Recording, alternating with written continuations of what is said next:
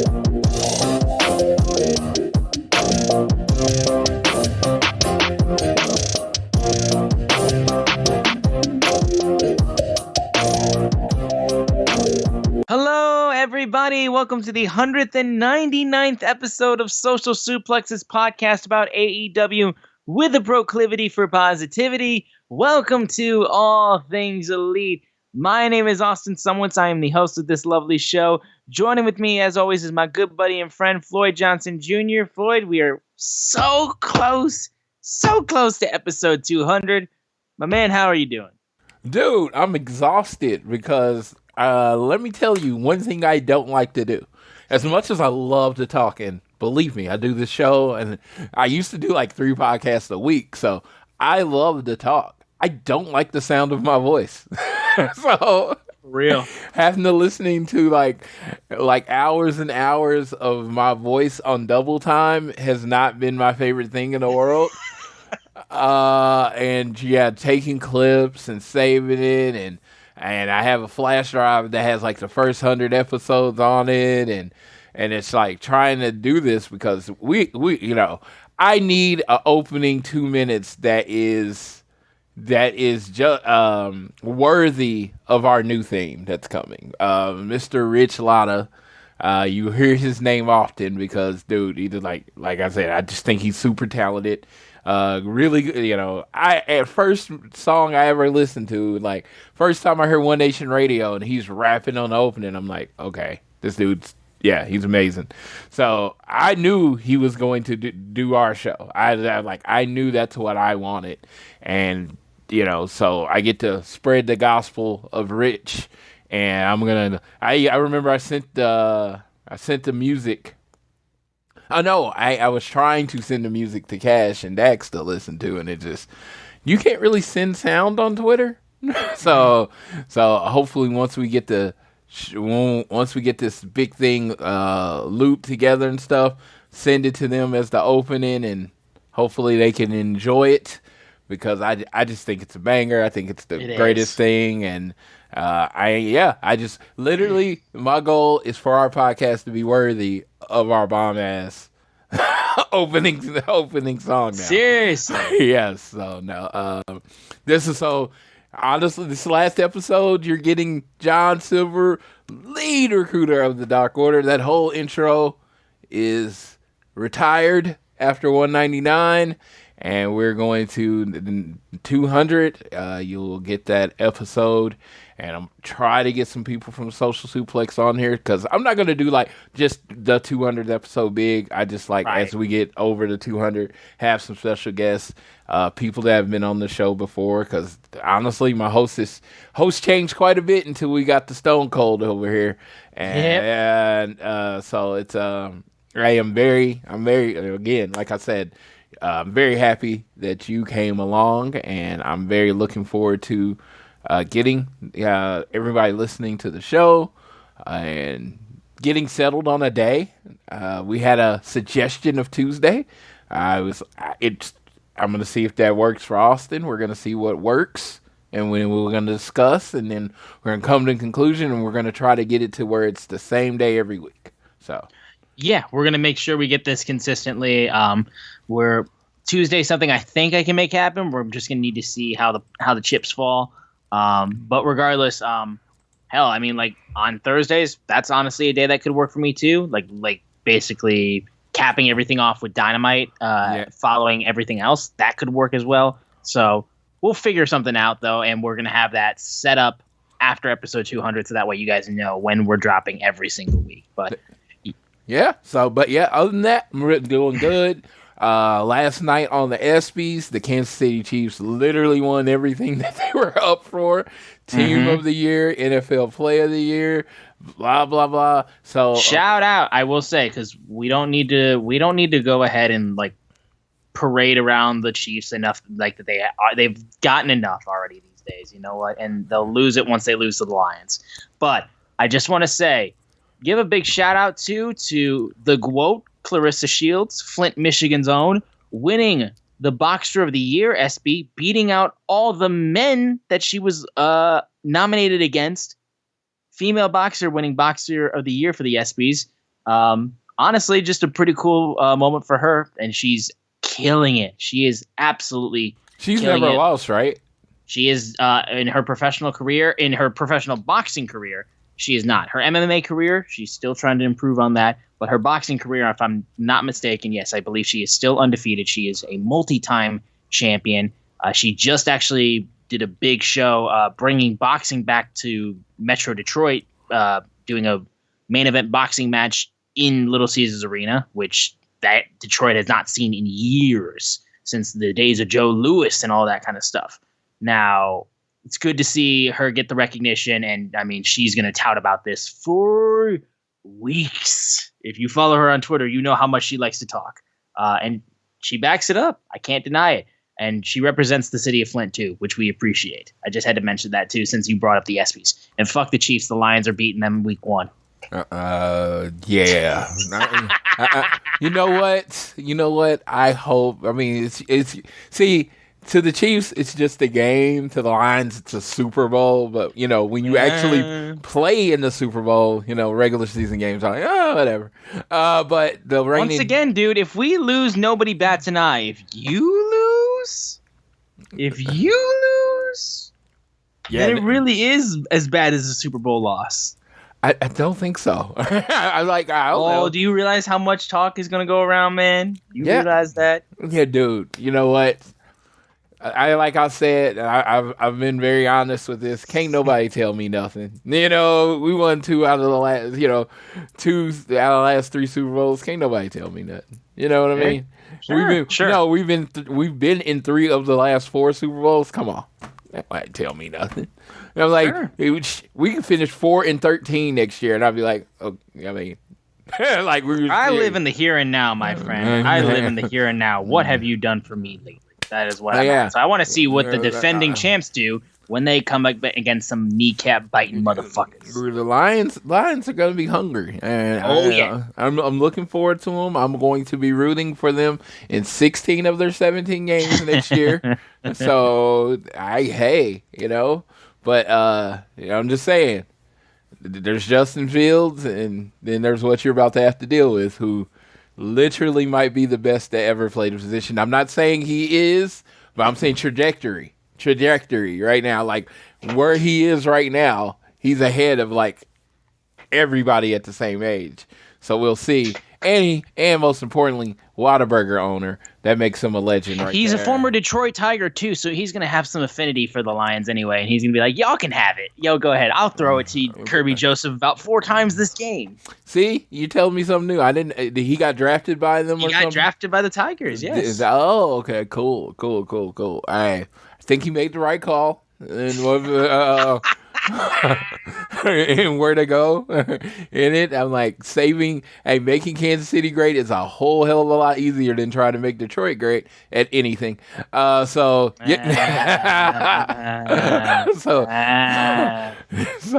we will see. Week 1, I'm so excited, but I imagine my fantasy team is going to have a whole lot of Chiefs playing, Well, there you go. We're going to move on from this now, though, but guys, we want to make sure you guys continue this downloading this fine show on Google or Apple Podcasts as we get ready to talk about everything in AEW this week. Whether you listen to us on Google Podcasts, Apple Podcasts, or Spotify, whatever you choose to listen to us, give us a share with your friends, family, coworkers, whoever you wish. It really does mean the world to us. Also, be sure to subscribe so you don't miss an episode and leave a rating and a review. It helps out the show a ton. You can also follow us on Twitter at ATElitePod.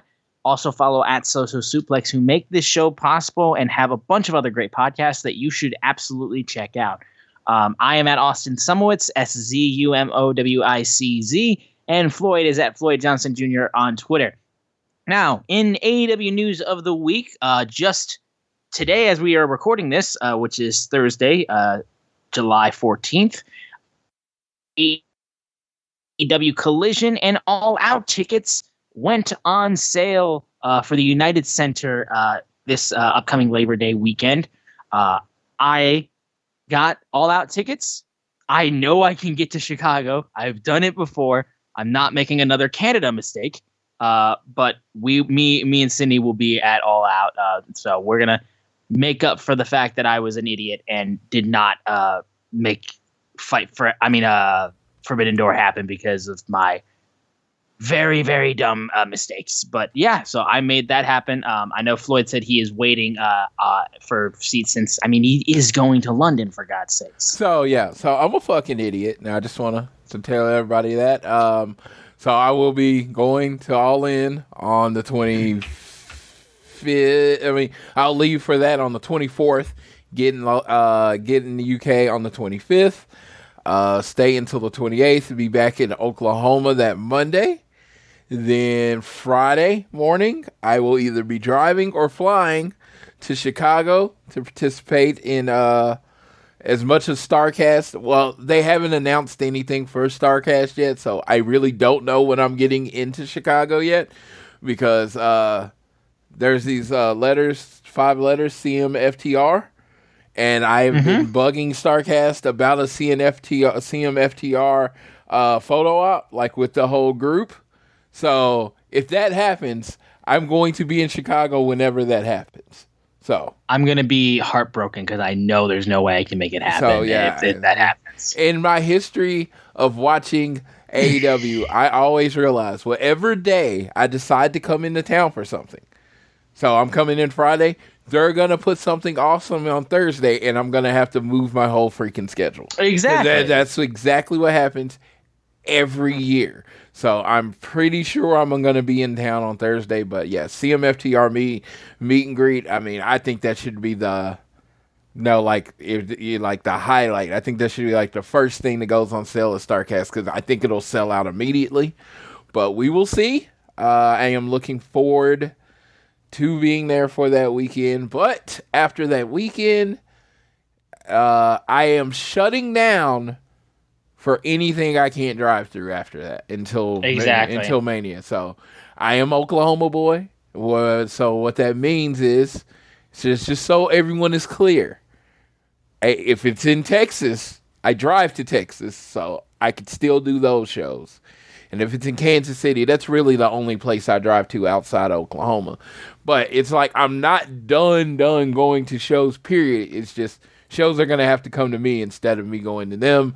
Because Philly, WrestleMania Philadelphia, I know they do the ROH show that weekend. That's super important to me because, there is a chance, even though they might get me again. I know they might get me again. I will never be 100% that something's happening in the WWE again, because I was 100% sure Cody was winning at 39. Now I am 45% sure he's running at 40. Maybe as we get closer to the show, I will get more excited, but yeah, I need to shut down. I say yes too much, and every year I say the next year I'm not going to say yes, and I'm going to do less, and I say that every year, and every year I never do it. 2024, I've actually done less this year. I know it's hard to believe, but 2024, I'm going to get this shit locked down. I forgot the piece of news. This should have been the big story of the week. There are rumors that AEW might be going to 12 pay-per-views. Really? Yes, that Warner Bros. Discovery and the new TV contract and deal is talking about them doing a pay-per-view a month. I was going to bring this up because I wanted to know, how did you feel about that? Because I have a weird take on it for me. See, here's my situation on that, at least, is the fact that the only reason I'm okay with WWE and the way they do their premium live events is because you get them through Peacock. Now, if we've talked about the consistent, like, little rumor about Warner Brothers Discovery pushing for AEW content to be on Max. And if that's where they're kind of pushing towards, and then they end up doing 12 pay-per-views a year, and then they end up putting them on Max for just the monthly subscription to get it live, or maybe they have an upper price tier to include live streaming pay-per-views and stuff like that, then I'm fine with it. I can't pay, like, it's not feasible, like, in this day of wrestling, I feel like, to have 12 shows a year, and then you're paying like $50 a show. I'll say this, other than me, like me and a few of my friends, like that I know that are close that buy everything, I don't see it happening. Even me, it would be hard. Like if they do a pay-per-view every month, I would like limit the amount of shows I'm going to, because yeah, but my weird take on it is if they do a show every month, to me, it would be easier for me to stop going to shows. Right. Because right now in the back of my head, I have 4 shows a year and I don't want to miss one, right? Exactly. AEW pay-per-views are significantly more important because there's not that many. There's All Out, Double or Nothing, Full Gear, Revolution, and they just added Forbidden Door. Yeah, that's it. That's 5. Yeah, see, and one of them is a crossover show. So, that's why you'll see, like, even if the crowds are like, like I know people have talked about how Double or Nothing's crowd this year was not too hype, but I was there. It was solid enough. But that's why they still get big numbers, even though sometimes the card doesn't represent it. It's because they don't happen as frequently. And there's way more time to build, so that way the hype can be built up way, way more. Yeah, I've never missed one of the core 4 ever. Like, I've still never been to a Full Gear, which is a weird thing to say, but they never bring Full Gear nearby. Yeah, I remember they were going to do St. Louis that one year, and then it ended up Pandemic, having yeah. But the core 4, never miss one. And it's like if they go to 12, I would probably just be I would go to the shows that are close to me, but I would probably just go down to Double or Nothing and All Out. That would be me. I like Vegas. That's why I go to Double or Nothing. I like Vegas. And then All Out is just, to me, it's doing the all in, all out family. I want to be at every one of those shows as possible. And then anybody knows my affinity for Chicago. I fucking love that city. So yeah, but then also too, because AEW does do like the special edition Dynamites or stuff like the AEW Grand Slams or the Winter is Comings and stuff like that. Those become obsolete, or they would just basically become the new pay-per-views. So yeah, I don't know. I honestly, I don't think that's a rumor with legs to it personally, but my opinion is you stick to the core 4, maybe with the 5, and then you just do big TV shows. That's always, I've liked that. I don't, buy the show once a year. You do the core 4, and then, like I said, then I don't, Forbidden Door is its own thing, but you have your 4, and you just build the shows. But hey, if Warner Brothers Discovery says, do more pay-per-views, you get more money, take the money all the time. Well, there it is, yeah. And then if you move into Max, where people can watch it with a monthly subscription, because Max you get with AT&T. I don't pay for Max. Yeah, I've gotten it from AT&T, so it would go from, hey, you're spending $50 or sometimes $100 4 times a year, to you get 12 pay-per-views and I don't spend anything. I get to see it for free. So I know that's the benefit, and because it's free, you will get more eyes on it. More people will watch it because it's included or whatever. So I think it's best for AEW. I tell them to do what's best for them, and as you grow, you're going to make changes, and not everyone's going to like change. And, this little company that could is growing up, and we got some more stuff to talk about with it growing up later on. But, it's fun to see, honestly. It's fun to see, to watch something you started with grow to what it is now. It's like I was playing Fight Forever and I was playing Road to the Elite, and I saw the original rally that they did in Jacksonville where they were just starting everything up. Shout out Tiffany with the cameo. Also, me and Floyd and Sydney are all in the game. If you end up beating Jericho for the AEW World Title in the game in the career mode, you can absolutely see all four of us. In fact, in that one little clip. That was crazy when you posted. I know. I'm right there. Yeah, we're right next to each other. Exactly. But watching the hype rally that they did in Jacksonville through the AEW history thing on Fight Forever, and then seeing where we are now, it's fucking wild, honestly. Like it's not the same. It's very much changed in a way of this is not just the little company that could. It's actual competition / alternative / like second biggest American wrestling company in the world. Now, there's two other pieces of news that I want to get to right now. One is that we just actually got word tonight that Tony Khan announced that Mark Briscoe is not cleared for Death Before Dishonor, so he will not be able to face Claudio Castagnoli for the AEW World Championship. They are currently working on finding a replacement as we speak, and Claudio is going to have a busy week with Blood and Guts and then the Ring of Honor pay-per-view. So, it's going to be a busy-ass week for Claudio, but bummer for Mark Briscoe, and we hope he gets as healthy as soon as possible. Speaking of Ring of Honor, before we get into all the reviews, there's a show called All Things Honor. Did you know that? I did not. There's a show called All Things Honor. Shout out to Kenny. ATH? Yes. And I was like, I wonder where they got that name idea from. I'm like, tag a brother, get us on it. We love to be on the show. We love talking about all things Tony Khan Productions as it is. I'm like, but I saw and it. then do old watch-alongs of old Ring of Honor pay-per-views so I can watch old CM Punk stuff. Then we're good. Dude, no, I just thought it was so cool. I was like, oh.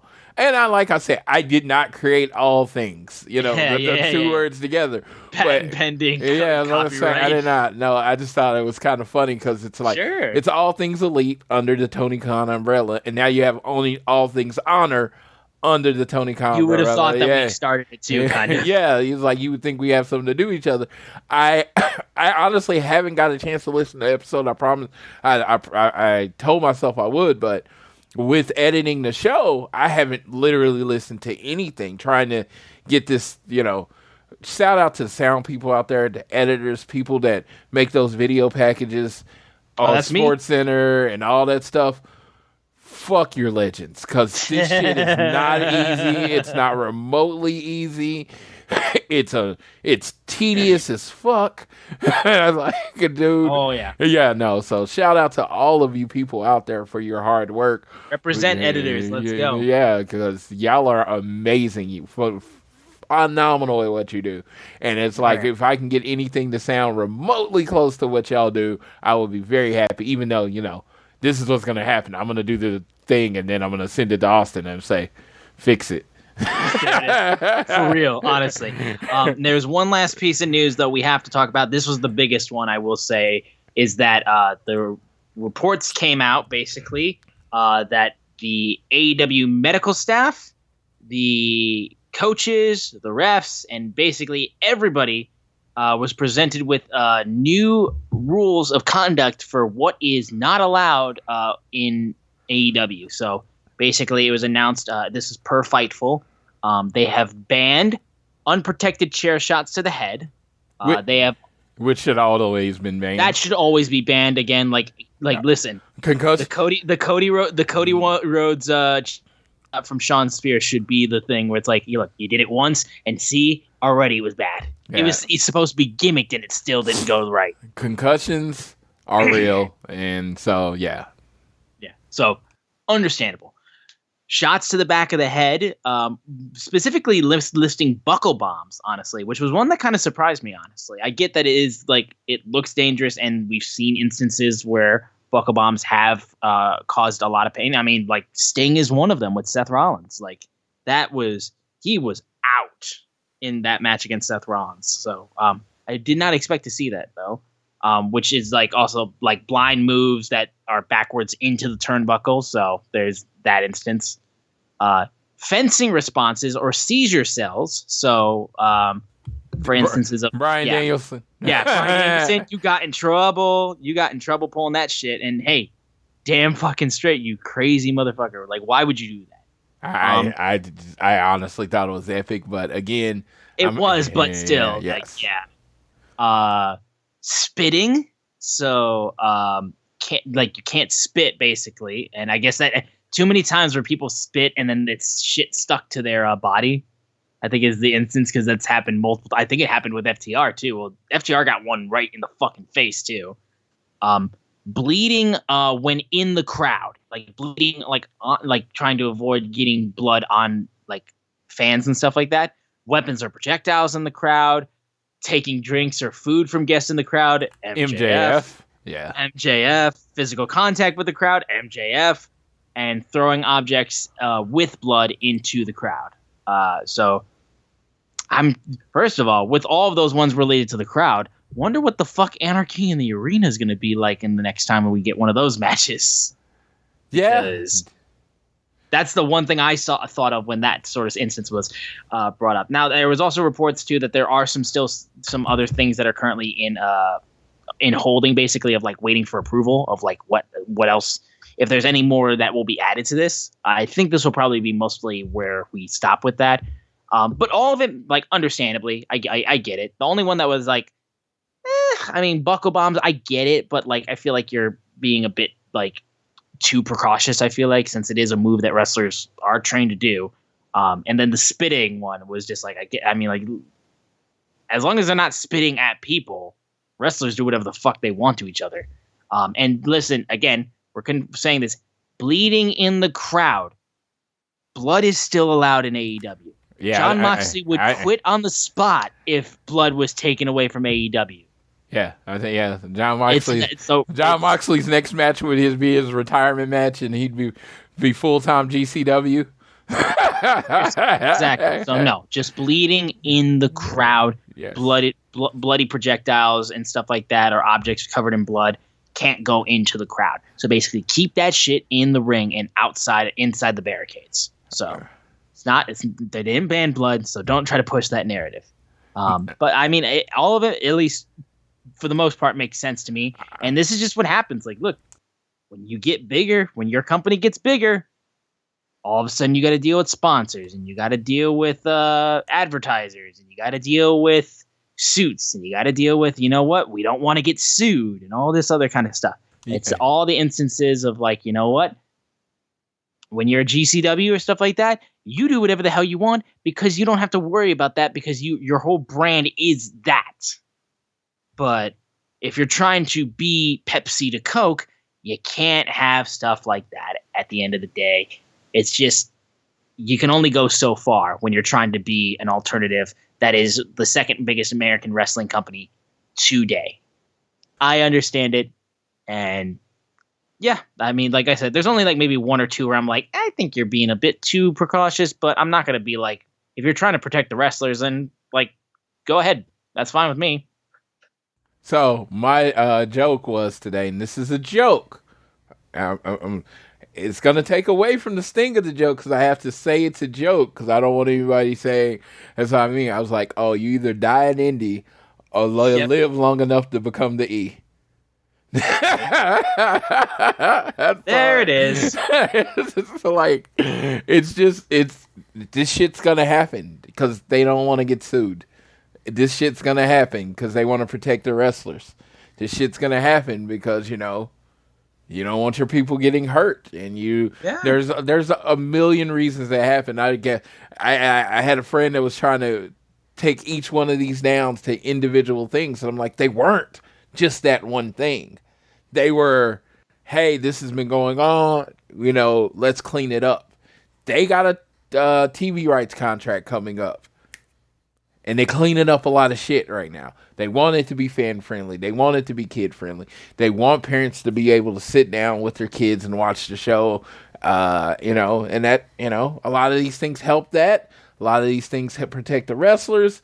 It's like all-encompassing of a lot of different things. So it's like, don't try to inner focus on one of the things. Just like, oh, they're trying to present a better product that can go for everyone and not just that. So, I did want to say, I got, last weekend, this is the last thing, the last thing, because I've said the other thing was the last thing. It's the last thing. Last weekend, I went to San Antonio to Superhero Comic-Con and the car show, and, it feels like forever ago at this point, but I did a meet and greet with MJF, and, I took my figure to get signed. And I was like, hey, because I have the other 4, and it said they all got them signed Blood and Guts and then their name. So I say, could you sign it? MJF, could you sign it Blood and Guts? I knew the answer. I knew he wasn't going to do it. But literally on all his things, it doesn't have an option to, put what you want, as in you can't pay for an inscription. So I asked him to sign it, and he wrote no in pink, and then signed it. So it's still signed, and it's JSA'd. So I have all 5 of the Pinnacle from Blood and Guts, in their Blood and Guts stuff signed, even though he did write no, and that was cool. And then I got a picture with him. He sat down in the chair with his glasses on and barely acknowledged. But I will say this, and my friend pointed this out to me.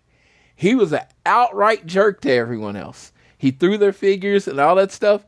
He was not to me. He signed it, and handed me my figure back. Well, I think he might have pushed it. I honestly don't remember. But I know he didn't throw it, right? And then when I took the picture and he sat down, I put my hand on him, and he didn't make me move. So my friend pointed it out. He's like, he wasn't nice to you. Obviously, he's not. He wasn't nice to you. He was just not an asshole to me. So he was like, maybe he likes you. I'm like, no, I guarantee you that man doesn't know who I am. Yes. He knows who Tiffany is, because we had that whole interaction where he had to be nice to her because Cody said. And I was there, so he's probably seen me at things or whatever. So sure. So I also had a Jade figure. So when I met Jade in Vegas, I got a figure with my meet and greet. Yep, I was there. So I couldn't get my other figure signed, right? Well, I took my other figure to get signed, and she was talking to somebody, and she looks at me, because my friend Steve's with me, and she's like, yeah. And she's like, I'm that bitch. And she was going off about Britt using the baddest bitch. She's like, the baddest bitch is basically that bitch, and I don't like that she's trying to steal my thing. And then she crossed her name out on her figure and signed over it. And she's like, he knows, and she knew exactly who I was. She doesn't know my name, but she knew. She's like, you're at everything. And it's like, yes, it was a very familiar type thing. But we had just met her, just did it in May. So I think that was like my 4th or 5th picture, or 4th. She thought she knew me, but she just recognized me as generic white guy. I got Roderick Strong. Yeah, exactly. But she knows me because, I'm that guy with Tiffany. Everyone knows that about me.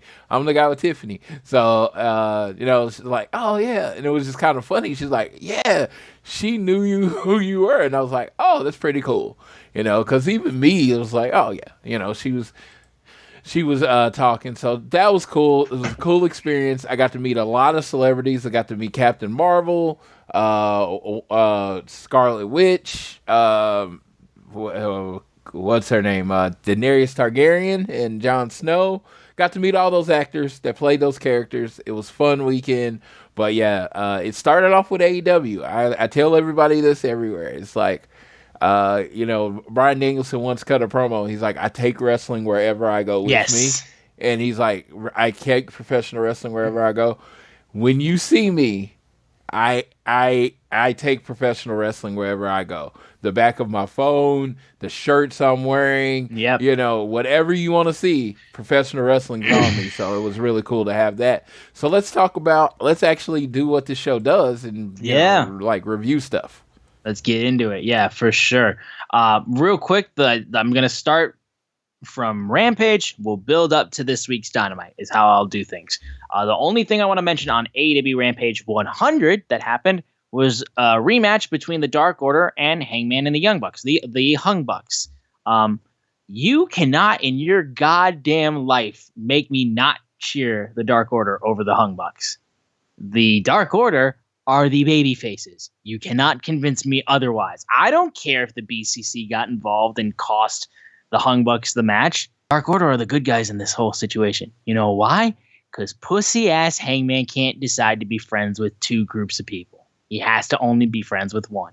And when he decides to be friends with one, he cuts the other ones out of his life completely.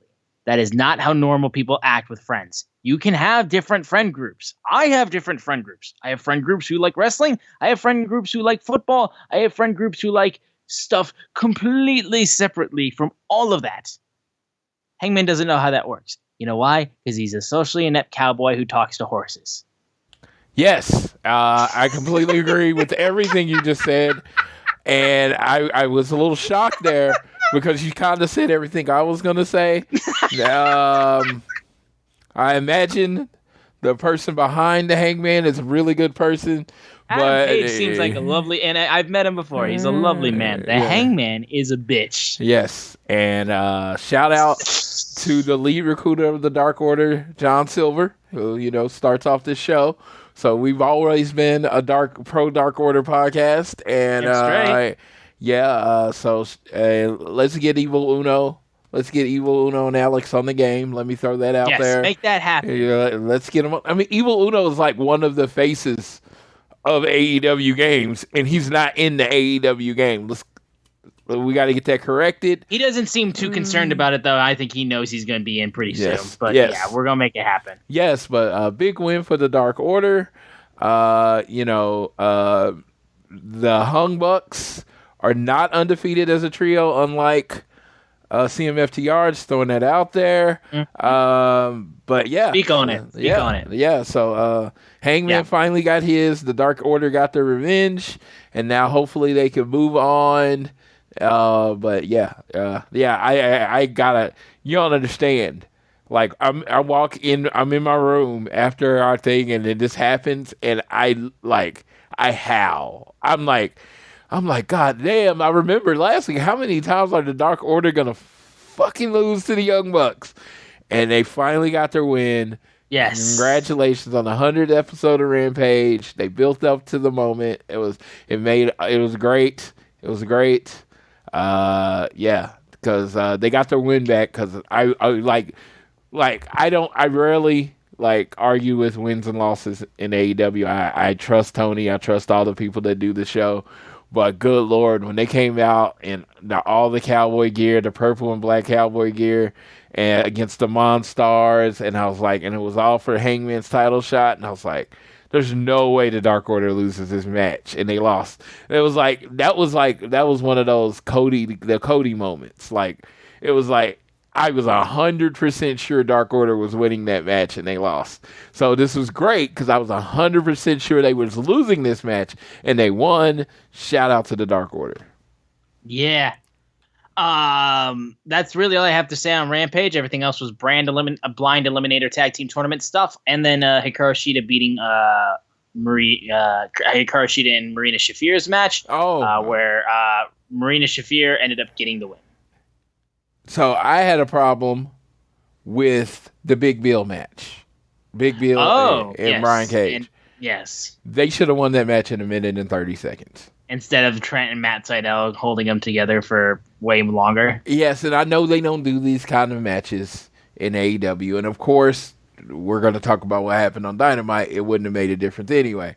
But if you're trying to build up these giants as a super threat, dude, just have them go in there and completely squash those guys and just pin them with one foot and then get out of there. And I know everyone loves Trent. It'd be a short ass Rampage, I would say that. You do that in the middle and you make something else the main event. Because honestly, Dark Order and the Young Bucks could have made the main event.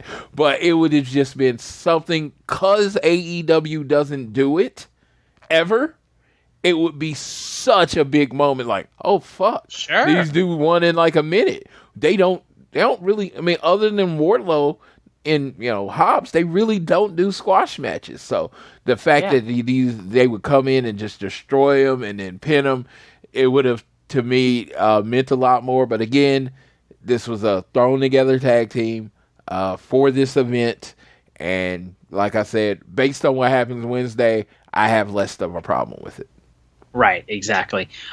We'll move over to Collision. Also, one last thing I forgot to mention too about all the recent announcements of or the rumored of the list of banned things. I'm gonna love it when the man that we talk about in the main event of Dynamite shows up and he's like, "You can't fire me. I can do whatever I want." I'm just gonna leave a tease on that because I want to get into it when we talk about Dynamite. But Collision. We had CM Punk open the show, cutting off a promo, basically saying if it wasn't for Owen Hart, a lot of this empty locker room wouldn't be here. I wouldn't be here. Joe wouldn't be here.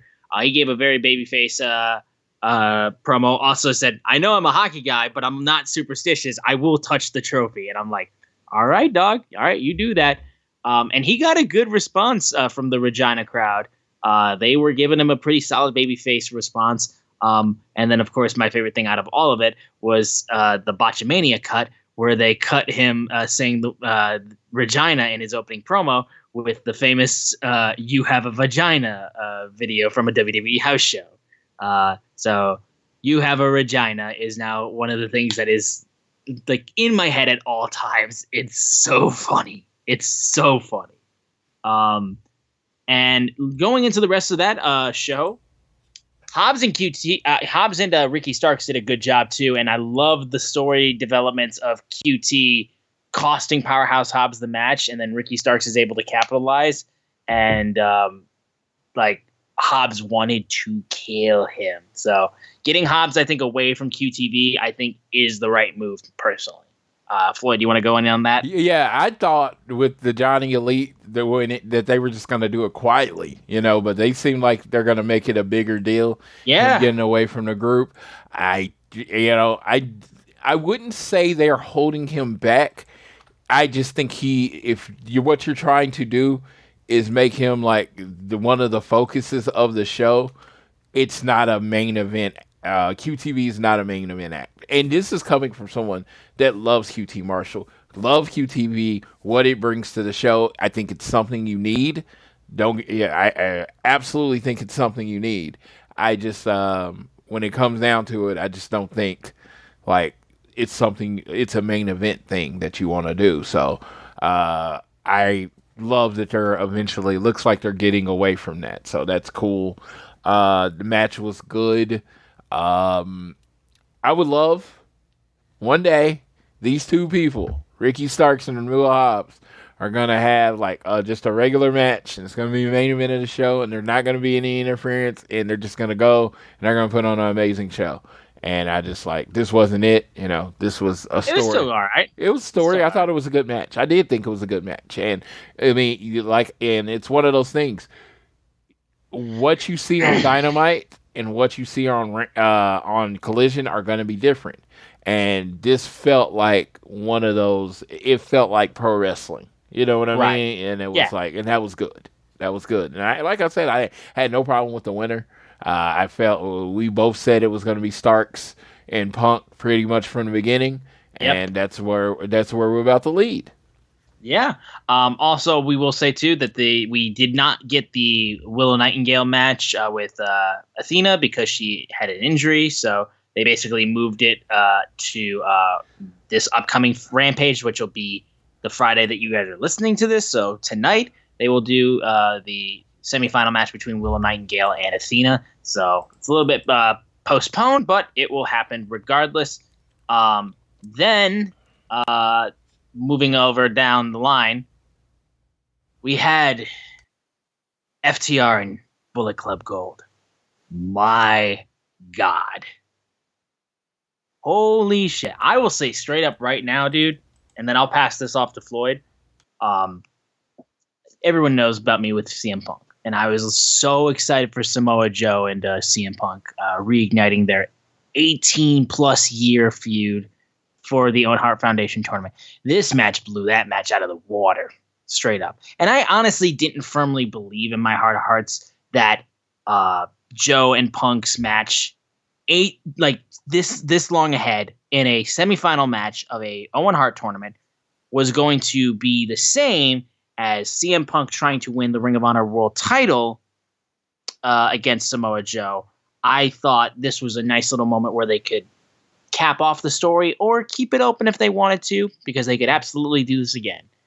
And I'll talk about that when I get to that. But this, however, this not only set up stuff for a future Collision, but also gave us a fucking banger of a match. The spot, I still love FTR's spot where they do the double German suplexes and their opponents are reaching for each other, trying to grab each other for their dear lives, and it doesn't matter. They're going to get Germaned onto the back of their heads. Such a fucking good match. Obviously, not the outcome that I'm sure our co-host here would want the outcome to be, with Bullet Club Gold getting the victory after Dax tried to go after Jay White, who he thought was legal. Juice Robinson, however, then caught him. And then as that happened, Juice got the pin before Cash was able to break it up. So they will be getting a AEW World Tag Team Championship match this Saturday on Collision in a 2 out of 3 falls match, which if you know FTR and 2 out of 3 falls, you know what's coming. Is going to be some good shit. The Colliders are eating this week. I promise you that. Floyd, gush about you guys. So, without a shadow of a doubt, 100%, no arguments accepted. This was the best match in AEW Collision history. Facts. So, this week's show,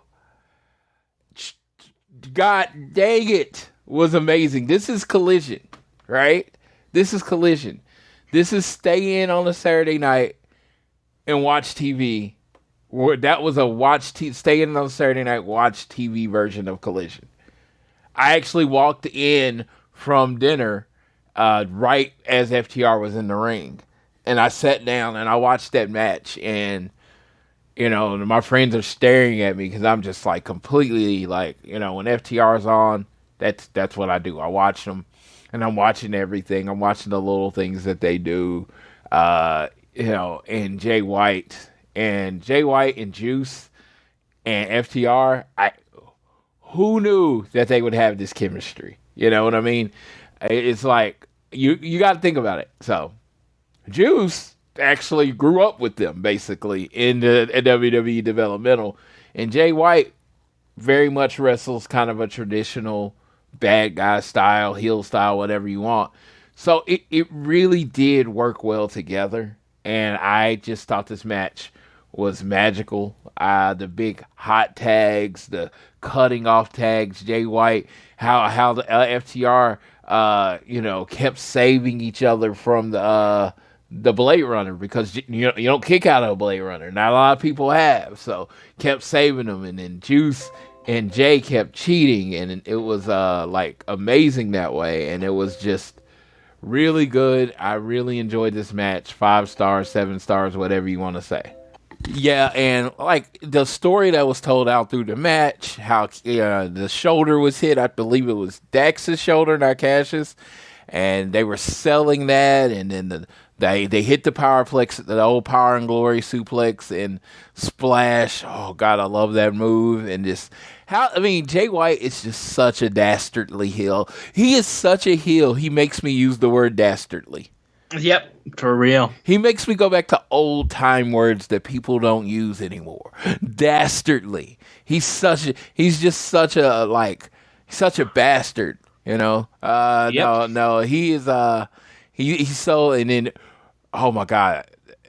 I have never been a Juice Robinson guy. Ever been a Juice Robinson guy. When he was CJ Parker, when he was the flamboyant Juice, never been. He actually annoys me. I am all in on heel Juice Robinson. I will tell you right now, dude, and I'm not even being facetious on this too, because when I was getting into New Japan, like in 2017, I want to say, like 2016, 2017, I straight up could, like, when I saw Juice Robinson for the first time, I didn't fucking recognize him. I was like, who's this Juice Robinson? This dude's really good. And then someone told me, you've seen CJ Parker, right? I'm like, no, they are not the same person. You are lying to me. He's like, they're the same person. I'm like, oh my God, how is that possible? Because they absolutely are the complete opposite. They don't seem like they're the same person, but they are. And yeah, Juice is outstanding. I'm honestly so gassed that he's doing stuff in AEW consistently with Jay, because I mean, just for the I had my full 8 hours, I'm not tired, you can't make me go to sleep. He will always be in my good graces because that was so funny. Yes. So funny. Jay could barely hold it together. It's so crazy to me how much, like, everything he did that annoyed me as a face makes me hate him as a heel. So that means I like him now. So now I thought he was... Wrestling's wonderful. Yeah, everything was... I think they were always in the right spot. The match was done well. Unfortunately, FTR lost. And honestly, I've been calling for them to lose for weeks. You have to make me believe they can lose. Yeah, I mean, and now there's like this whole thing with Bullet Club Gold. The story has so much more legs to it. Yes. Now you get me 2 out of 3 falls. The greatest tag team in the world. The Kings. If you had to say FTR has a signature match, it is the 2 out of 3 falls match. They've had bangers with American Alpha. They had bangers with DIY. They had a banger with Briscoes last year in July. This year will it'll be like a week short of being a year to the date that the 2 out of 3 falls between the Briscoes and FTR. This match is going to be in Calgary, Alberta, Canada, home of their hero, Bret Hart. I'm hoping somehow they got a deal or something where he can show up for this match. That would be amazing. I don't know if the WWE would even be thinking about doing it. I'm hoping he can get cleared to show up for this match and accompany them. I love the raw emotion in this match. It made me feel like both teams made me feel like they were desperate to win, and not in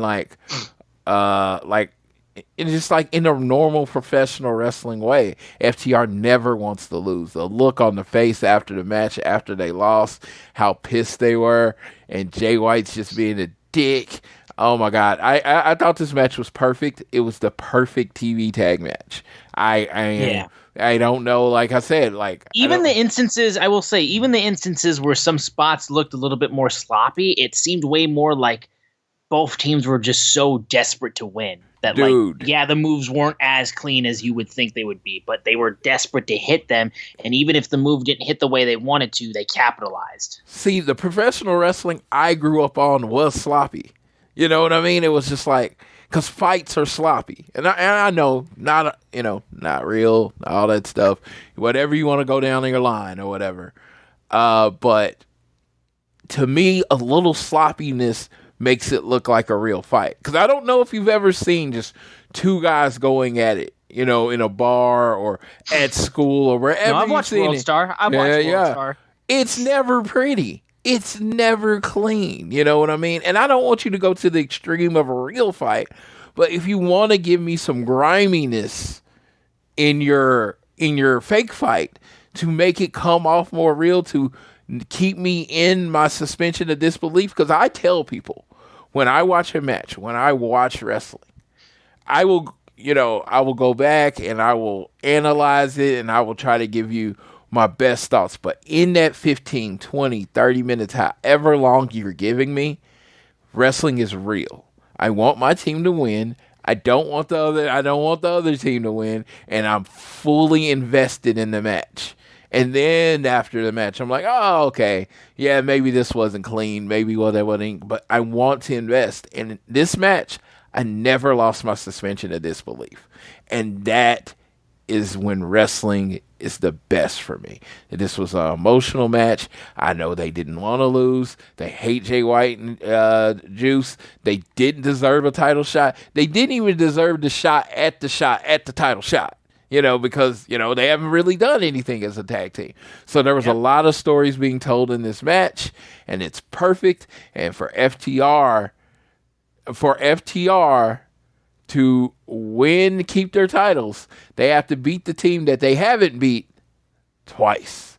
And that's going to be fun. That's going to be a banger. But yeah, this match was perfect. Shout out to Cash and Dax. I'm running out of adjectives. I really am. Yeah. It's they're their best tag team in the world. And, and it was funny because I had this post today where I was like, it's impossible to argue the greatest tag team, greatest this, when you can't even agree on what great is. It's there it is. It just came from a conversation I was having with a friend, and they were like, Pac is one of the best wrestlers in the world. And I'm like, Pac is definitely athletic. He's definitely a great wrestler. But I can't say there are too many Pac matches where I felt anything. And for me, that's what wrestling is. It's tugging on my emotional heartstrings. You can do the best 450 ever and all that stuff. And I'll say that's cool because I love moves. Don't get me wrong. But the people that attach to me personally are the people that are going to make me feel based on me. So Dax Harwood, one of the best wrestlers, Cash Wheeler, one of the best wrestlers at making you feel something in the world. So that is why they're my GOATs. And like I said, you can argue, but like I said, arguing generally is the same people yelling the same thing they thought at the beginning, just louder and louder over an hour and a half until one of them taps out. There you go. But now, yes. Now we move over to the opposite side of this collision portion of the show, which is me gushing about my GOAT, CM Punk. The Owen Hart Foundation men's semifinal matchup for the tournament, CM Punk versus the Ring of Honor Television Champion Samoa Joe. Like I said, it was great. Obviously, because I went through and I rewatched every one of the trilogy matches. I did. Through the bad audio of the old Ring of Honor commentary and the glitchiness of it and all. I still watched it because I love those matches. In my heart, as I'm watching this, I'm like, these are so fucking good. They still hold up against some of the best pro wrestling matches I've seen in the last 20 years. I was in my head, I'm like, I'm going to love this match on Collision. It's not going to be this. And I was right. It was very much not this. And I think the reason why it wasn't was because of how things closed out. But I will say this firmly. You've done something right in pro wrestling, and you've done something where the smallest thing that shouldn't be like a oh my god pop moment pops me. When Punk put him in a headlock, I popped. I'm not even joking, because I was like, oh my god, there's the headlock. The headlock he used all the time in the trilogy. The headlock that he would not stop wrenching. I was surprised actually he didn't go to it more. And I was also surprised commentary didn't reference it. I would have absolutely been like, that right there was one of CM Punk's key strategies in their legendary feud. Wear him down, cinch in that headlock, don't let it go, don't let Joe get moving with his fast-moving offense. But regardless of the fact, though, it was a damn good match. They were chanting for Owen Hart during the match, which was a genuinely awesome thing. And CM Punk is able to just fully, as he gets busted open in the mouth, hit multiple running knees into the corner on Joe after he's eventually able to work his way to be able to go ahead and get out of the Muscle Buster and try for the GTS. As Punk was getting choked out, he rolls up Samoa Joe, scores the victory. For the first time ever, CM Punk has beaten Samoa Joe, and they go to shake hands. They shake hands, and then Joe chokes him out again, screaming at him, I've always been better than you. Basically saying, you got one. I have how many? Yeah, you're still not better than me. So the door is absolutely open for these two to throw out an absolute fucking classic. Straight up on the level of their Ring of Honor matches, of those trilogy matches. The door is absolutely open. Whether they choose to do it or not is their call completely, but this could also be a genuine good, like, closing off, where it's like, you know what? Punk finally, like, got that monkey off his back. He beat Samoa Joe, but Joe's still establishing the fact that you are not better than me. So, and then we had Ricky Starks walking out, staring down at CM Punk from the ramp, and right there, buddy, you're looking at your fate, and your faith is you're going to get turned on by CM Punk so he wins this Owen Hart Cup, and he's going to absolutely rub it in people's faces. So, I thought this match was good. And I said this, I've said a lot. I talk a lot. So, I'm not going to say everything I've ever said before. But what did I say about CM Punk when he left and he got hurt? He's going to have to come back and learn to tell stories in a different way to protect himself. You know what I mean? And I think he's, you weren't going to get Samoa Joe versus CM Punk from 20 years ago. They aren't the same humans they were 20 years ago. They're not the same performers they were 20 years ago. In any way, like mentally, physically, whatever, they're not the same performers. So they're going to go out there and they're going to tell a story. And they told a TV story. This is not a pay-per-view. This is not for the world title. They told a TV story. So they told us, a 10, 15-minute match with CM Punk getting a fluke victory and Joe getting pissed off and beating the shit out of him. That was the story. This was not supposed to be that. I think there's going to be a main event on a show where CM Punk has the title and Joe has the title and they go 30 and they fucking kill each other and they're bleeding and someone just flat out wins. I think that story's coming. This wasn't supposed to be that. Yeah, no, this was absolutely what it needed to be, which was a semifinal matchup for a tournament on free TV. You know when I knew it wasn't going to be what everybody thought is when the match started, like literally the entrance ended with 14 minutes left on the clock. I was like, oh, this is going to be more of a sprint than their old school wrestling match, which is okay. Yes. Which is okay. They hit the highlights. They hit the moves. They did the Samoa Joe walking away thing. They had Punk going for the GTS and never being able to hit it. All of that. They hit all the stories. I really enjoyed the match. Is it going to be a match that I talk about at the end of the year when I'm thinking about my match of the year? Absolutely not. But it was a fun match for what it was. And you got your match of the night match already. This was supposed to be different from that. Now, I do expect a little more from CM Punk in the Ricky Starks match. Yes. Which, and like I said, there's going to be a higher standard.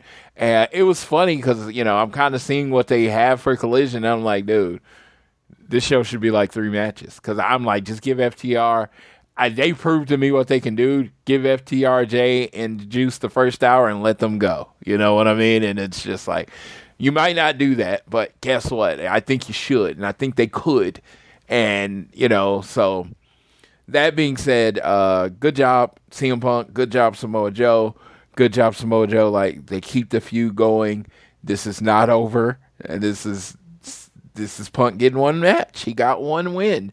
He got one in the Owen Hart. And now he's in the Owen Hart finals. And it's like, this is what you want. CM Punk came in to get more views on some of the younger talent. You have CM Punk versus Ricky Starks for the Owen in the main event of Collision this week. If that doesn't get more eyes on your guy, I don't know what does. Exactly. Now we'll go ahead and get into Dynamite from this past week, which opened with Chris Jericho and Commander facing off. This was a good match, I will say. Commander still, like, his rope work, like the way that he can just move off of the ropes is ridiculous. And Jericho was able to still manage to work his way up and win with the Lion Tamer as well, which was awesome to see. And then after the match, Don Callis coming out. And he's like, hey, that's why you're the GOAT. Hell of a match. And did you see the rating? world was buzzing about Jericho possibly joining the Don Callis family. And then he talked about how 28 years ago they were in a faction with their leader and their mentor, the late great Bad News Allen. And they rolled old footage of them. Seeing Don Callis with hair does not make any feasible sense in my mind. 1995, I wasn't even alive when that happened. And Jericho made a joke about him being bald back when he was then. And he said, you know what? I remember Bad News talked to me then saying, making sure we should always make sure we stay together. And Callis is like, I'm not going to force your hand at this point right now, but I think he's up there right now smiling with the possibility of you joining the Don Callis family. And what he would want your decision to be. So just the manipulation, the gaslighting, expertly done by Don Callis. And yeah, it's just an interesting new development for Chris Jericho, who has been in the JAS, which has been stale, and I think needed to change. And we'll see exactly where it leads at the least. But it was a solid way to open up the show, I would say. Yes, I thought this is very intriguing because I have no guess. I don't know if Jericho's going to join. I don't know if he's not going to join. I feel like this is a chance if you want to turn Jericho back face for a while, you could. If you want to make him a super heel in that group, you can. You want his group to go up against Callis' group, you could go do that. It's so much stuff. It's so open-ended. Like I always say, I can generally look at how the story's going and give you an educated guess of how it's going to end. And, sometimes I'm going to be right. I have no idea how this is going to end. And I'm so intrigued. To me, this is the most intriguing story in AEW right now because I have no idea what they're going to do. Yeah, honestly, it's going to be exciting to see what the cap off is for it. Jungle Boy ran away again as he claimed unsafe work environment as Hook proceeded to jump into the opposite side of the car that he was in, chasing him outside of it before he slams the door at his face. And then Hook just says 3 words, keep running, Perry, to which Jungle Boy then tweeted out, I'm going to Hawaii, basically, fuck you. So we've gotten 3 weeks of this, I'm pretty sure. And I just need, obviously the whole idea is he just keeps running. And I just need to see Jungle Boy do more legit heelish stuff to get the crowds to hate him. More so than just not liking him because they don't like Jungle Boy because they think he's boring or they think he can't cut promos or anything like that. I need him to give the crowd a reason to hate him. And I think you're about to get the reason. I'm kind of watching. They're trying to get Jericho I think Jungle Boy might join the Don Callis family. I could see that. Because, he sucks on the mic, and Don Callis does not. He's really good in the ring, and, and so, no, I could see that happening. I don't know if that's going to happen, but it just seems like it would make sense for what Jungle Boy's skill set is. But, yeah, I'm like I said, I'm looking forward to this match with Hook, and I don't know how long they can hold it off, but good Lord, I'm looking forward to it. Because, like I said, the one place I don't question Jungle Boy is in the ring. He's amazing in the ring. If somebody's like, oh, he can't wrestle, I quit listening. I'm like, the dude is talented in the ring. It's just, he really sucks at communicating outside of the ring. And, you can get better. Always can get better. But, this whole heel thing for me, just I almost laugh at it because he seems so weirdly uncomfortable doing any of this. Mm-hmm. Yeah, it's just weird, honestly. It's just kind of, I think we're going to get to that point too, but it just seems like he's just not feeling it yet. And yeah. I'm hoping we get there.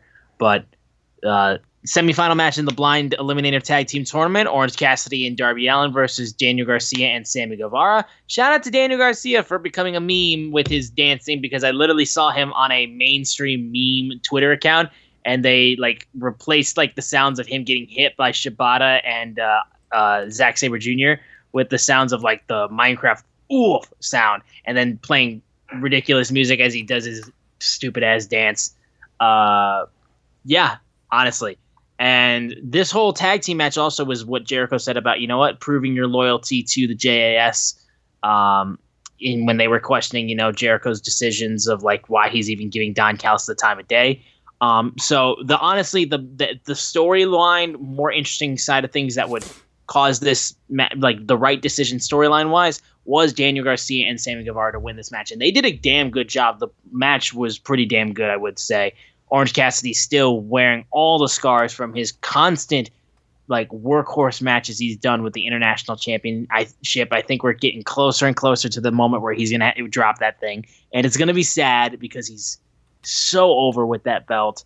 But I think we're just getting towards the end of where he's gonna unfortunately run out of gas, and then someone's gonna jump on him right when he least expects it. But this match against between Darby and Orange Cassidy and Daniel Garcia and Sammy was great. I love the mutual respect that Darby and Sammy still are showing each other, as Darby's still looking out for the man that he fought against in that AEW title match at Double or Nothing. And Garcia, too. I also love that at the end, too, when Sammy went to go shake Darby's hand, he wasn't just like, "No, get the fuck over here. You're not shaking that dickhead's hand." I like it. I honestly thought it was cool that he like just straight up like let him do it, and then they walked back. But I thought this was a good match. I thought these guys did well, and I'm interested to see how it's going to be interesting to see the blind eliminated tournament final, since we know who's on the other side of the bracket, which we'll get to. Yes, so I really enjoyed this. Daniel Garcia is really coming into his own. It's so funny because he's been playing the entertainer, and that's been kind of his thing, but it really has added him stopping just like being a great wrestler and starting to be an entertainer has made him such a more well-rounded performer that it's really weird how the gimmick was that, you know, you need to be a sports extended sports entertainer has made him a better overall wrestler, showing that other personality, that other part of his side, and that part of him. And now when he wrestles, it's like, oh, he can handle himself when he's on the mic and before the match, and now he can handle himself. And always he can handle himself in the ring. So literally, it has raised his stock on who he is as a wrestler. It has, honestly. It's made people look way more than they used to. He was just like, oh, he should join the Blackpool Combat Club because he's a really good wrestler. And by going completely against that, it's honestly worked even better. It's gave him definition because you see Willa Yuta, and it's like Willa Yuta's amazing. Don't get me wrong, he's a great wrestler, but he's still the kind of the sidekick of the Blackpool Combat Club, and it's like Daniel Garcia is like more on his own and more is seen as his own man, and it's just like maybe if Daniel Garcia is in the Blackpool Combat Club, he's in the position he is now. But he has grown so much in the JAS. Yes, he has. We then move over to this led into the match, the next semifinal match in the Blind Eliminator Tag Team Tournament. Roderick Strong was backstage as Adam Cole was talking because there was a video that was played of Adam Cole and MJF still continuing to do their like whole like bromance bonding sort of situation. They went out to a bar. And MJF went to hook up with like 4 different random girls, to which Adam Cole's like, I'm not doing that. And then Adam is like, listen, dude, like, I'm willing to like wear the shirt and I'm willing to like meet you halfway, but you have to meet me halfway too. I want to choose what we do next. And he's like, okay, like, fine. What do you want to do? And they end up in the hotel room and they're playing Fight Forever. And MJF's like, you really want me to play video games like some kind of virgin or something? He's like, dude, trust me. It'll be fun. Plus, they gave you some pretty good stats. They then win the AEW Tag Team titles in Fight Forever, which was funny. And then MJF was just like, you know, man, I didn't realize how fun games can be with other people. It's like, Adam was like, if you've never like played a multiplayer game in your life, he's like, you need friends to do that. And then I'm just like, oh my God. And Adam Cole warms up a little bit to MJF and they do the better than you, baby chant catchphrase. And they're all celebrating and being like, yeah. And it's adorable. And I'm watching this and I'm like smiling from ear to ear. but in the back part of my head, I'm like, when this man turns and fucks over Adam Cole, I am gonna be heartbroken because this shit is so funny. I am loving this, but I know where it's headed, and I am just sad. I think it's going to head to Adam Cole fucking over MJF. I think they're going to. I think it's going to go the complete opposite way. I think it's going to go the complete opposite way. It's just, it seems like, it's like, to me, MJF doing it is too obvious, and Adam Cole's going to be looking for it. But MJF, kind of like with the whole cake situation from last week. Yeah.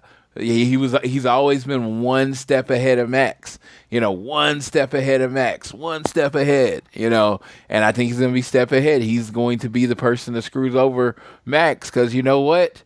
He has a friend, and his friend is Roddy Strong. He doesn't need any more friends. And I could even see him saying that to Max and breaking his heart. And, people have been wanting to cheer Max for a while, and, nobody better to turn. There is absolutely no way they're turning MJF face. I refuse to believe that. It is the most outlandish things you've ever said. Let me tell you, I don't think they're going to turn him face. I think he's going to be face-ish. Like, think about last year when he wrestled Mox for the title. I know who the heel was in that match, but who was everybody cheering? They were cheering for the guy who was supposed to be facing CM Punk in that match. Yes. That's they were cheering for, not the guy that got slotted in. Yeah, and a lot of people have said he's not, like, a lot of people have like, it's really hard. Everybody has gotten to this point where they appreciate him so much. It's really hard, to push him as this really bad guy because, they've done it. No, I still disagree with that. They've done it so well, and he can flip a switch where he just makes everybody hate him so much, dude. I refuse to believe it. I think he has, and I think he's doing a good job. But I think the way to go is Adam Cole turning. I do think that would be interesting, at least like that, but not in a situation where it's trying to be like, well, now everyone's going to be mad about it. Well, I think most people will be like, because he's MJF, most people will be like, you're getting what you deserve. You know what I mean? Yeah, like, it's not going to be like, oh, like cheering for him, but more like, the walls are coming down around Max kind of thing. If you're right about this one, I'll give you that. But, like, this is one of your biggest, like, absolutely sideways predictions. So we'll see if it works. We'll see if it works out. You know who brought this to me? And I was like, man, this sounds like a good idea. This is a Tiffany idea. Oh. Tiffany said it, and she's like, I was like, that makes more sense than what they're doing. Because MJF's going to try to do it, Adam's going to catch him, and then it's like, oh, they're going to have a match. But if you want to add some intrigue to it, have Adam turn on MJF first. And, yeah, I honestly could see it happening. Double clothesline, baby. Yeah, we're working towards it. Then we did the actual match, which was great. Fucking funny-ass entertainment-style wrestling, where MJF tried to body slam Big Bill and was like, fuck my back, and then proceeds to walk to the back as he tries to hide. Also, before the match, too, I will mention, I forgot to say this, too, Roderick Strong, with the neck brace after the attack from Samoa Joe, was being like, you're not starting to like this guy. And Adam Cole actually got off the phone trying to explain to Britt, like, hey, chill out, and then she hung up on him, which I was like, damn. Adam Cole's like, he's not half bad if you get to know him. Remember, we weren't the closest of friends when we first met, but look at us now. I consider you like family. But then we move into the actual match, and Adam Cole is still being like, MJF tried to run away at one point. He's like, no, don't do this. And they were wearing the shirts together. Then they did a push-up, like Adam Cole and Brian Cage were doing push-ups against each other. And it just kept working until eventually they tried to go for the double clothesline. Didn't happen, so we didn't get that, but they did get double like thrust kicks, and eventually it did lead off to Brian Cage getting hit with a body Big Bill getting hit with a body slam, and then Brian Cage gets pinned from the boom knee, and yeah. They cut another great promo afterwards, and it was just. And I don't know where it's gonna happen, but that fucking pop when they hit a fucking double clothesline is like gonna be crazy. That's when you're doing stuff right with wrestling. When like the most minuscule things that should not be a pop worthy moment is like CM Punk doing a headlock in a match with Samoa Joe popped me, and then this is gonna pop everybody else. Because everyone else is going to be so gassed about this. Double clothesline. I don't want them to beat the FTR because I believe in real tag teams. But dude, if another non-real tag team was the champs, I would be like MJF and Adam Cole have to win the titles with a double clothesline. It just has to happen. Like what? No. He's like double clothesline. He was just so happy about it. I love it. I love what they're doing right now. It's sports entertainment. It very much is. This is a WWE storyline playing out on AEW, and it's been done perfectly. Like I tell people, I will say this forever. It's not doing non-wrestling stuff. I like non-wrestling stuff. You just have to do non-wrestling stuff well. This has been done well, and I have been getting a kick out of it. When you do non-wrestling stuff like this, you're going to keep my attention. Yes. We then had Jake Hager's little moment backstage where he was like, listen, you and me, we got history, dude. I know you got history with them, but like, you brought me here. I left an undefeated MMA career because you asked me to be here. I've been here with you since day one, but like, listen, I deserve to know. Like, it's not just your career on the line. It's mine too if you decide to leave and join Don Callis. So until you can be straight with me, I can't give you 100%.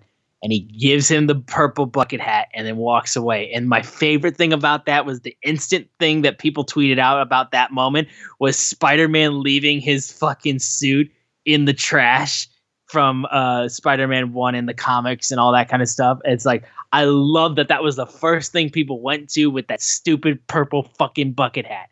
It was amazing. Absolutely amazing. As like the JAS is just like, it will fall apart if Jericho jumps and the whole thing will just collapse.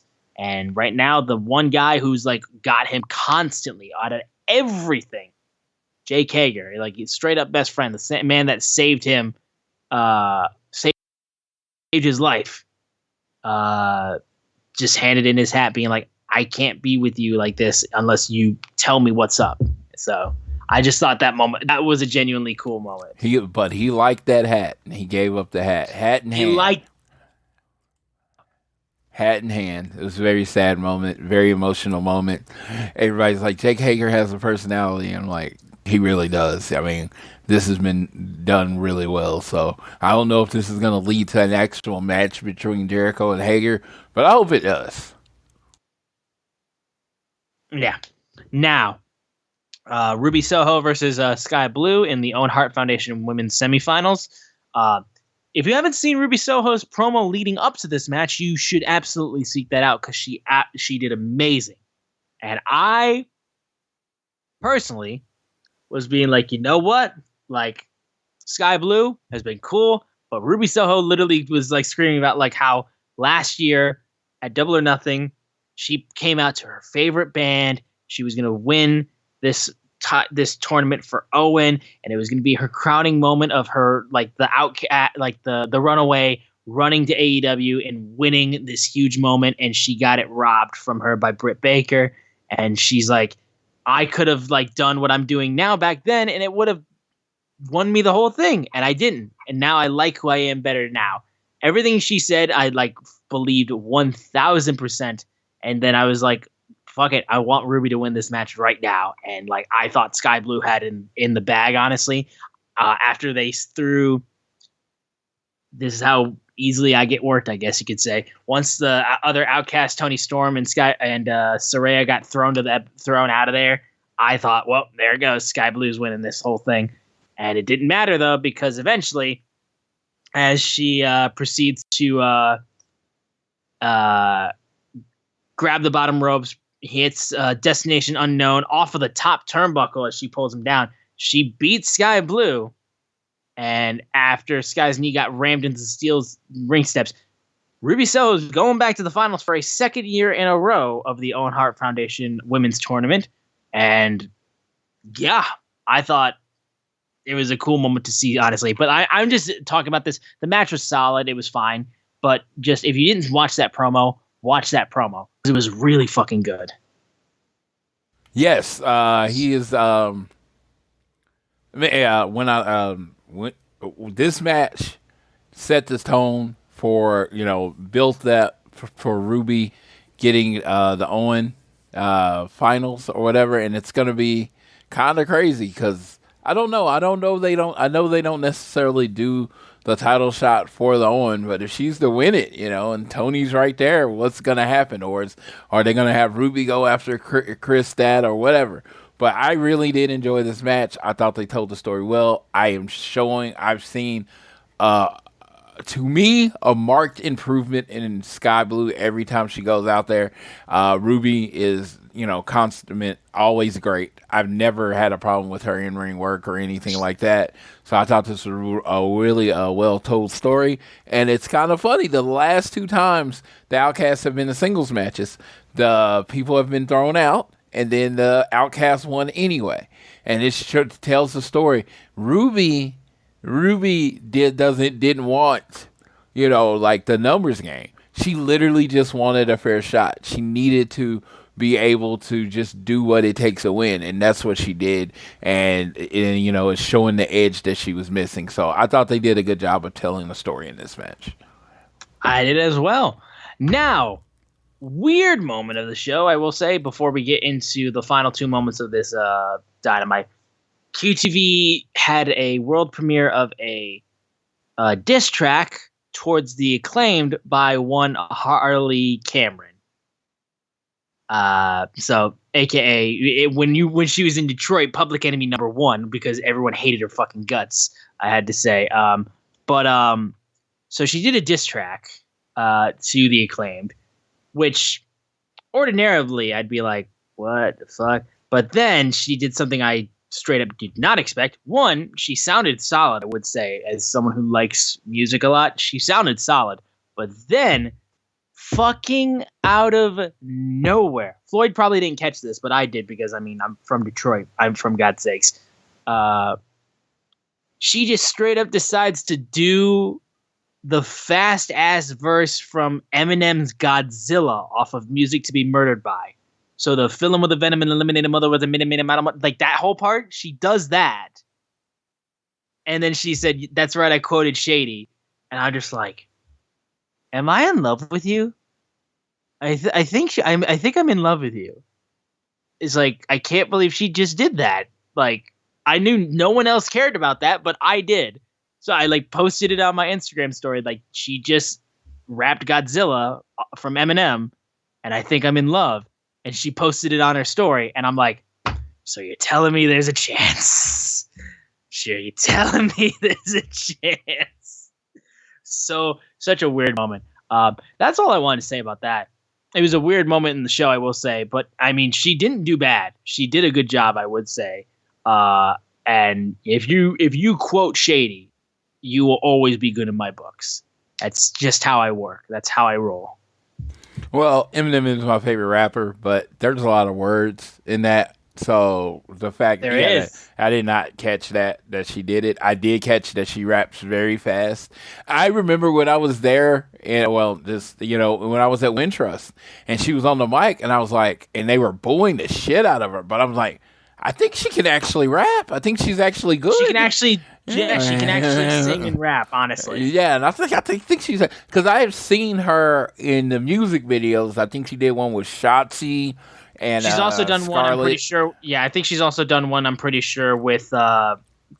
Funny enough, DeParty. So like Up Down Down, Austin Creed, Adam Cole, and Tyler Reese. And I think she was the entrance music for what were the Iconics called? Whatever they were called. But I think she did their entrance music. So believe me, she is, very good. Don't get me wrong. So, but I like, she's super talented, and people didn't boo out the building, so you got to hear it.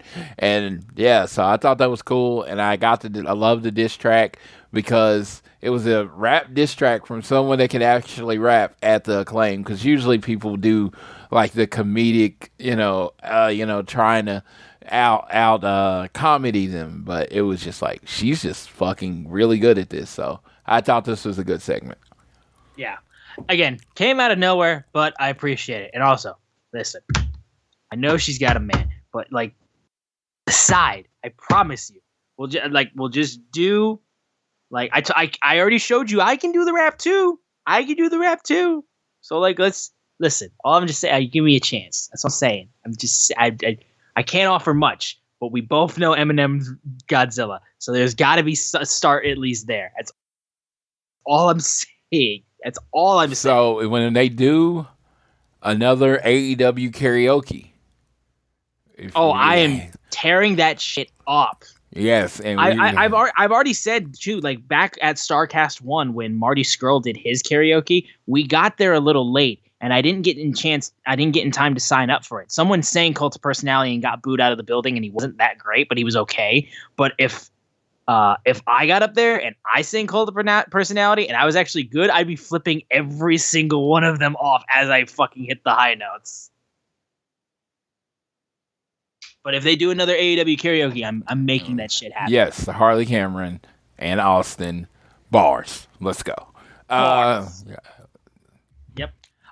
We had the debut of Nick Wayne in AEW, the 18-year-old who is basically brothers at this point with Darby Allin. I loved him coming out and showing support as he made his entrance, and then in the middle of the match, actually, Darby came out and was very concerned too. Swerve and Nick Wayne, like, we already know that, like, they've done stuff before. They wrestled in Defy. Nick Wayne was bloody as shit in that match against Swerve Strickland on the Indies.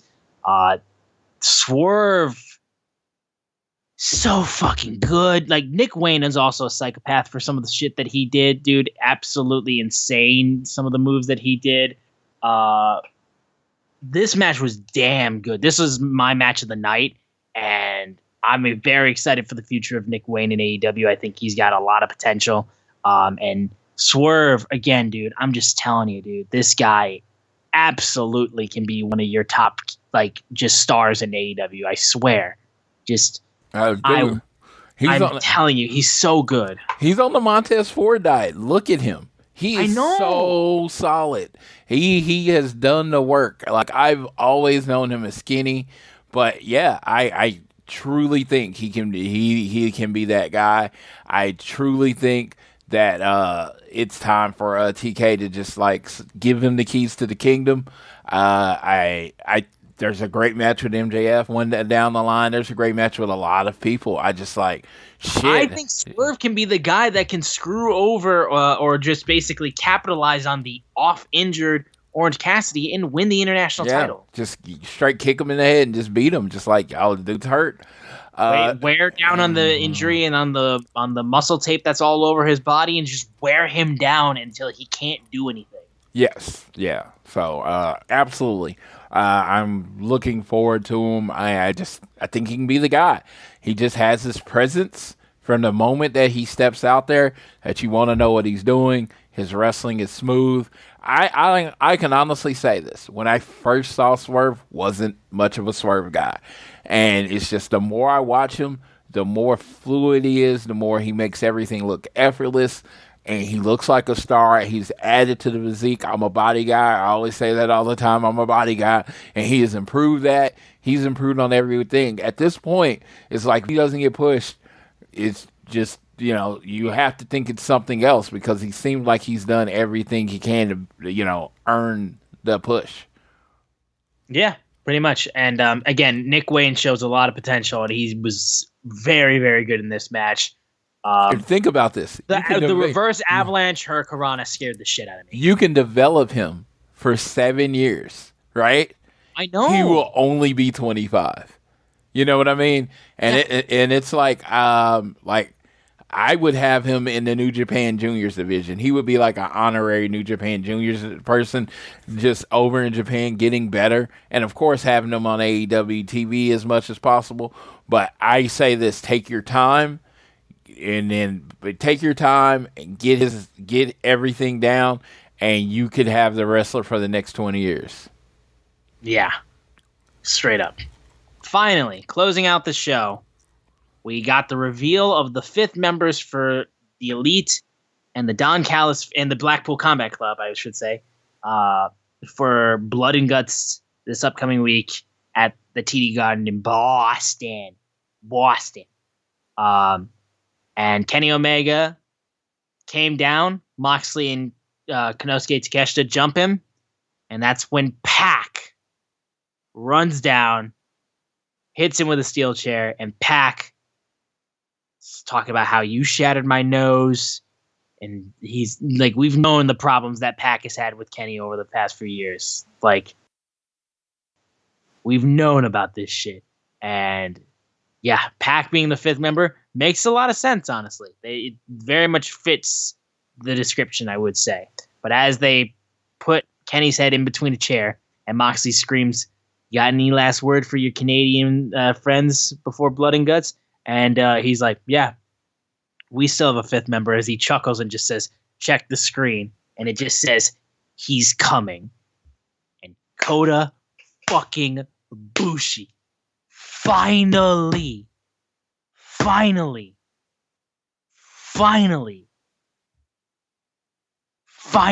one more for emphasis. The Golden Elite is here.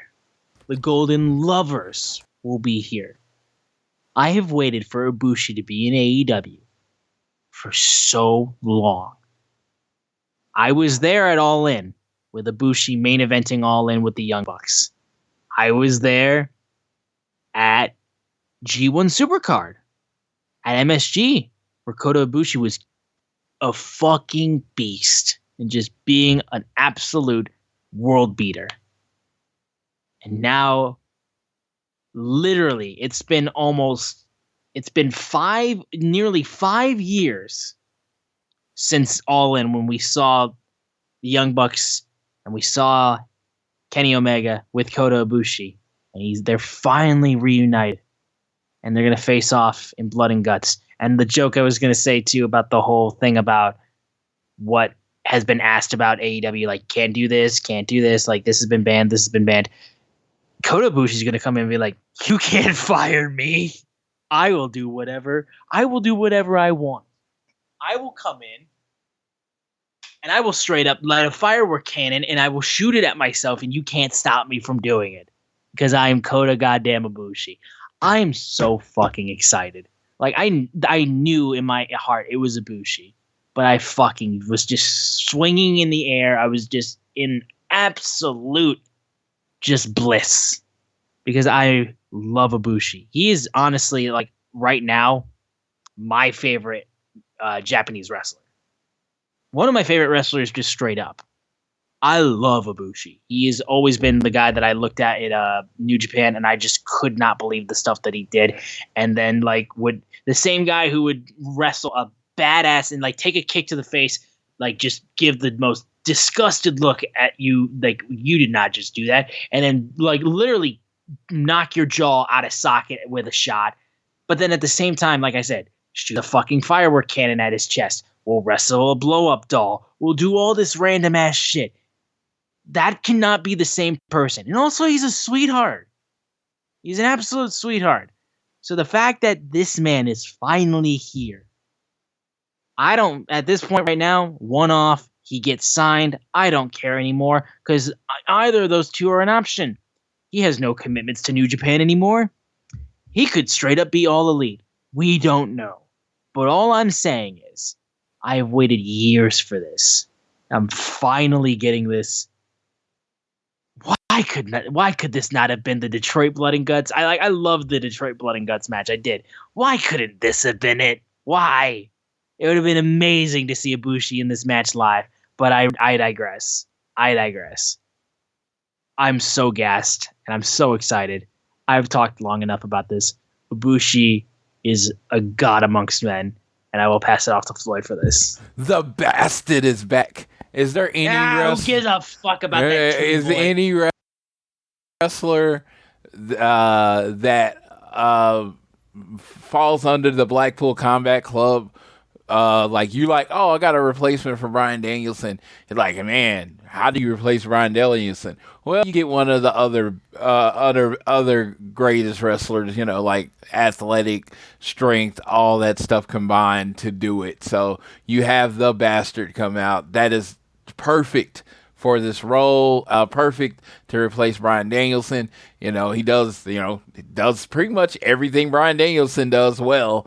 And then you have Kota Ibushi, again, amazing wrestler.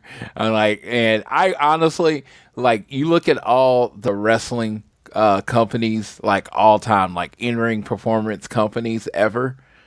I don't think you can find it. Look at who's in AEW right now. I don't think you can find no better one than this right now. What they have going on. You're talking about if you whatever your cup of tea is, you're talking about the best tag teams of your generation, right? I mean, you have FTR, you have the Young Bucks, you have the Lucha Bros, you have the best tag teams of the generation ever. And I'm not even talking about the different makeshift tag teams you can talk about. You're talking about some of the best in-ring performance of a generation. You got Kenny Omega, you got Bryan Danielson, you got the people everyone talk about. You have one of the CM Punk, Samoa Joe, any of these people at a time a few years ago you would build a company around. They're all in the same company right now. It's this is a wrestling company. This is a wrestler's company. If you like pro wrestling, this is what you should be watching every week. I'm when you have the fifth members and you're oh, it's just Pac and Kota Ibushi. That's it. They can you can main event pretty much any show in the AEW thing with Kota Ibushi. Pac is, you talk about some of the better matches in AEW history. Pac's involved in them, and you don't question what that man can do in between the squared circle. So in between those ropes, it's nothing that he can't do. So it's just you look at these five. You look at this Jon Moxley, Claudio, Wheeler Yuta, Takeshita, and now you got Pac. Dude, that's not a gang you want to go up against. But on the other side, you have the changers. You have the people that change the wrestling business, as in Kota Ibushi, Kenny Omega, the Young Bucks, one of the best tag teams in the world, and Hangman Page. Dude, this could main event of any pay-per-view. Any of the pay-per-views on AEW, this could main event. This could be the main event in New York. If this was the all-in main event, everybody would be fine. Next week, you get it on TV. And you know what I didn't say? I didn't say free TV because, God damn it, I pay for my TV. Yeah, so you get it on TV. You get it on Dynamite. Dude.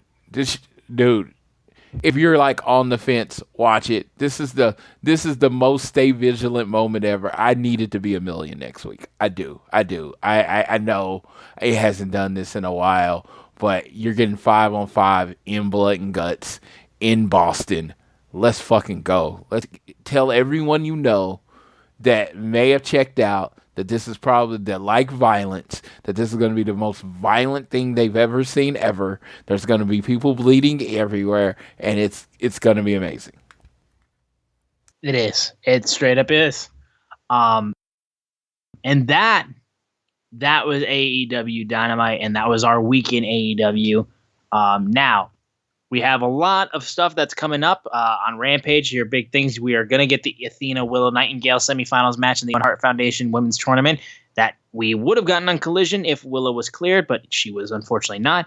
Lance Archer. I loved how they teased the Lance Archer Trent match by basically saying Lance Archer's kicking everybody's ass overseas, whether it be in Rev Pro, whether it be in New Japan. He's kicking everybody's ass, and he will face Trent Beretta. We're going to get Naturally Limitless, Keith Lee and Dustin Rhodes versus Daddy Magic and Cool Hand Angelo Parker. So get a little 2.0 reunion as they actually get a tag match of just them two. We'll hear from the Dark Order, and Konosuke Takeshita will be in action, as well as we'll hear from the AEW Women's World Champion, Toni Storm. That was everything that was announced. Of course, what we have for Collision is a 3-hour block where it's going to be Collision for the first 2 hours, where we're going to get the 2 out of 3 falls match between FTR and Bullet Club Gold for the AEW World Tag Team titles. The finals of the Owen Hart's men's tournament, CM Punk versus Absolute Ricky Starks. And then they're going to do Battle of the Belts 7, which will feature a TNT Championship match between Luchasaurus and Shawn Spears. Well, this is going to be a loaded weekend. The Rampage looks great, but dude, 2 out of 3 falls.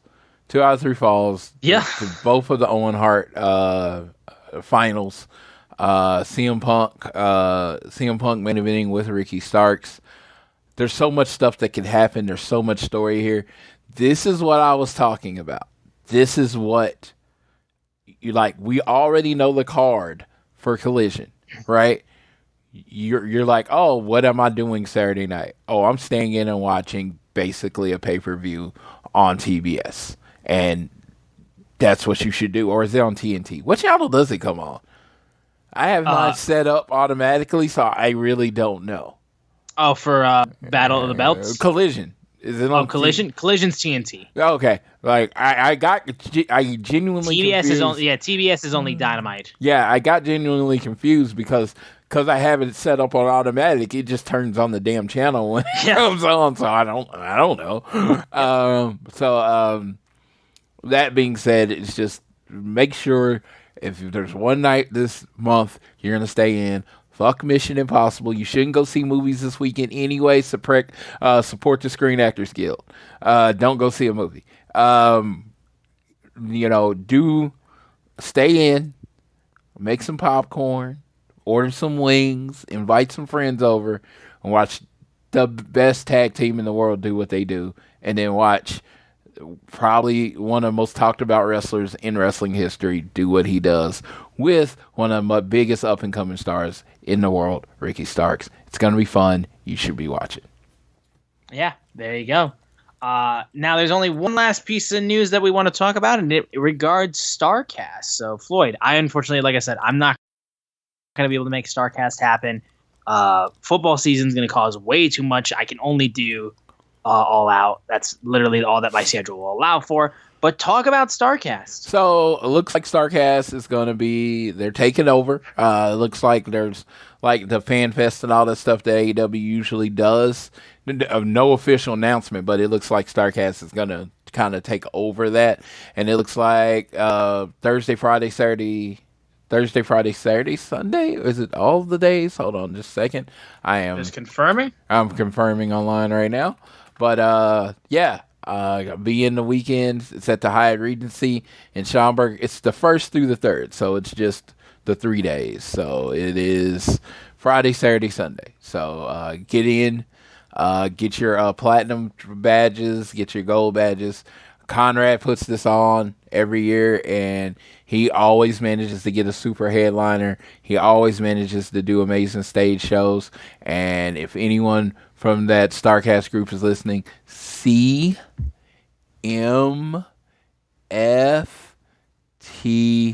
I'm telling you right now, dog. I'm telling you right now, because I know you have an in with FTR.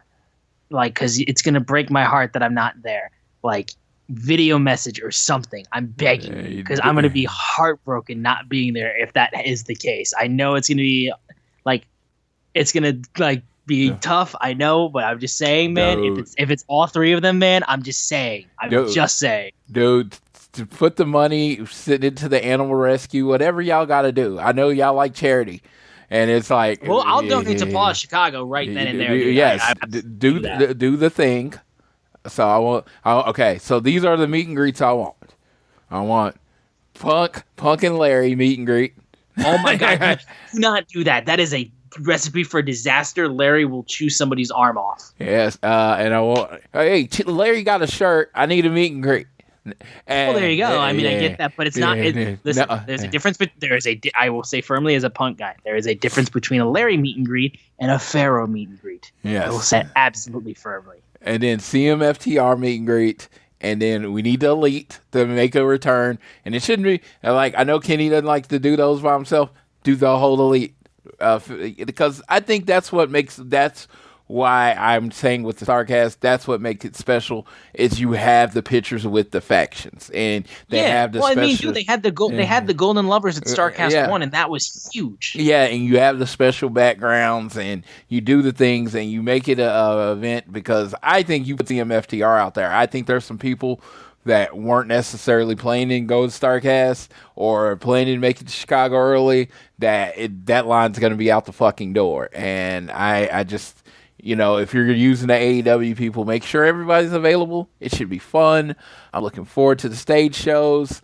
I want FTR to just like do a Brett match, or they just break down a Brett match, and do the things. It's like only one I didn't go to was the WWE one. So this will be 5 out of 6 for me. So I'm looking forward to everything that they do. I've never been a stage show guy, but you put FTR, you put Punk up on the stage, I'll be there. I want some Samoa Joe. I want Pac to do a meet and greet, which he doesn't. he cancels quite a bit, so I want to see that. But yeah, I just have a long fucking wish list, but it starts and ends with CMFTR. You give me that, I have no complaints. You get all my money. Yeah, I will probably buy multiple meet and greets too, because I'm like, oh yeah, I need one with Tyler, then I need one by myself, and then I need one. And I have I have like 600 things for them to sign too, so that's another thing. Yep, exactly. But regardless, that will do it for this episode of All Things Elite. Thank you guys so much for tuning in, and remember, the next time you hear from this podcast, when you hear from myself and Floyd, will be the 200th episode of All Things Elite. It's a special moment. Please tune in for that episode. We'll be tweeting it out like crazy. You don't want to miss our boy Rich Latta's amazing theme song he's done for us. Like, he's out here being in the Fight Forever video game too. His music is in there, like Rich Latta rapping bars on Fight Forever, and he'll be on this podcast with his amazing theme song that you guys do not want to miss out on, I promise you. And we're going to have a whole just amazing walk down memory lane with this podcast. So please tune into that. And again, thank you for tuning in every week with us to go through the week of AEW. Thanks again, and make sure you're downloading this fine show on Google or Apple Podcasts. If you listen to us on Spotify, wherever you choose to listen to us, give us a share with your friends, family, coworkers, whoever you wish, and make sure to subscribe so you don't miss another episode. Turn notifications on. You'll be able to know exactly when that 200th episode drops, and give us a rating and a review. Also helps us out a ton. Follow us on Twitter at AT Elite Pod. Also follow at Social Suplex. They make this show possible. We've been under this brand this whole time, and they've supported us, and they're amazing. Everybody there is great. And check out all the other shows they have on their network, including Keeping It Strong Style, if you're a mega New Japan guy and you want to get your New Japan fix. I am at Austin Sumowitz, SZUMOWICZ. Floyd is at Floyd Johnson Jr. on Twitter. And as we head into episode 200, Floyd will take us home on this 199th episode of All Things Elite. Go ahead, bro. Thank you all for coming along on this ride. It's been amazing. I have been the time of my life, but looking forward to getting to 200 and doing 200 more after that. Again, thank you for going. Share with your friends. Tell them about the longest running AEW podcast in existence, All Things Elite. And as I always say, please be good to each other. Be nice to each other. I try to do this in practice. Just be positive out there. If you can do a little something small that makes people's day easier, or the one thing I always point out to is, if you're like in a line and someone seems like they're in a hurry and you're not in a hurry, let them go ahead of you. Doesn't hurt anything. Just be nice. Be calm. Be nice. Be who you want other people to be. Be that person, because you can't always change the world, but you can absolutely change yourself. And with that, I leave you how I always leave you. Whether it's home, work, or school, always do your best to be elite.